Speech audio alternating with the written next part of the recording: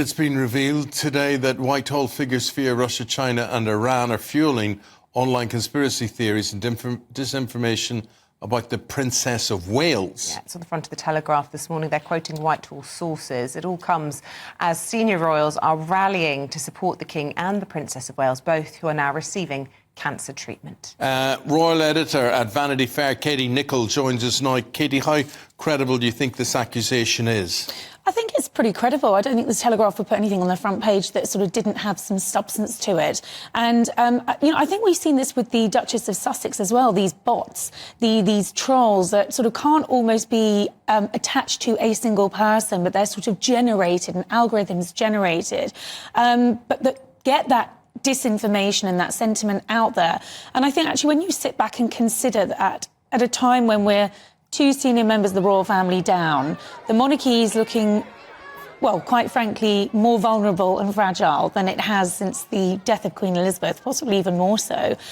This disinformation, this sense of unsettling the nation actually has a very deep and profound impact. We don't see it, but it does. And talking about how unsettling even the truth, which is that Princess Catherine is very unwell. I mean, we were just discussing before we came on air how upset we both were personally about this news on Friday. And I was choked up. I think a lot of people were, not only for the Princess of Wales, of course, for her little ones, but also for William, after everything he's been through. Well, we've sat here before, haven't we, as well, and Eamon, and talked about the Prince of Wales and the pressure on him that he's under. I mean, not only must the weight of the crown hang very heavily on his shoulders at the moment, but he's dealing with a father who's in his 70s and who's clearly not well, his wife now.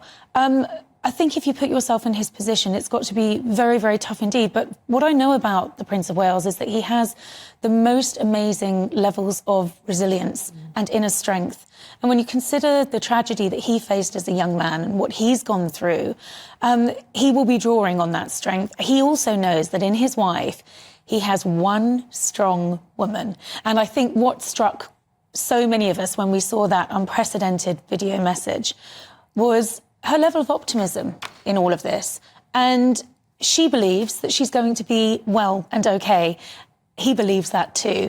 And while the focus is very much on her, he will be that bedrock, that foundation underpinning everything, giving her the reassurance that she needs. And I think she used that word herself. The prince, the princess and the king, how closely would they be coordinating on all of this? I mean, I'm assuming she just doesn't make this announcement of her own accord. No, and it was unprecedented. You know, a written statement would have been the norm, but she felt that that would just be too difficult for the British public and the people of the Commonwealth and beyond to accept. And I think she was absolutely right. But that decision wouldn't have been made with William, with him backing it. She would certainly have spoken with the King about it. And she has obviously had their full support in it. And we know that she met with the King after filming that message. So she will have been well supported. But I think this is an example of Catherine doing things her way. And I think when you see how the narrative spun so much out of her control, who wouldn't want to be in front of the camera addressing those people herself in an independently filmed message? I think it was very important. And Katie, no coincidence that it was released after her children had broken up for the Easter holidays, so the kids don't then have to go in and face a barrage of questions from their peers. Thinking about others, even in this difficult moment, she was thinking about her children as well. She was thinking about her children and not wanting to expose them to any playground gossip. And she was thinking about anyone that's gone through a cancer diagnosis, because her parting message in that is don't forget there is hope. So even in her inner turmoil and all of that insecurity and fear that she's feeling, she's thinking of her little children, she's thinking of her husband, and she's thinking of everyone who's been touched by this, with a message of hope at the end. When she comes through this, she will be the cancer champion, will she not? I mean, that her and the disease will be forever linked, and she'll be forever be a champion. I hope so. And I think we've seen the princess champion stigmas in many forms, whether that's mental health awareness and issues, addiction, tough issues that are still stigmas, even though they affect so many people in society.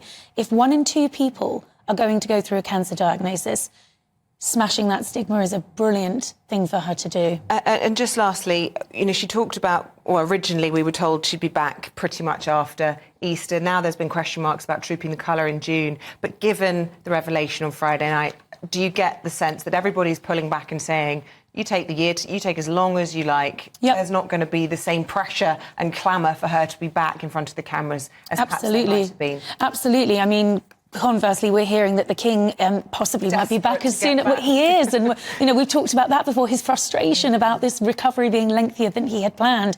Look, we have to wait and see how Catherine tolerates this treatment. Some people sail through tablet form chemotherapy. We don't know what she's on. She may very well sail through this. We may see her sooner than we think. But the point is there is no pressure. Yeah. It will be in her time when she's ready. Fabulous. Katie, thank you very much indeed.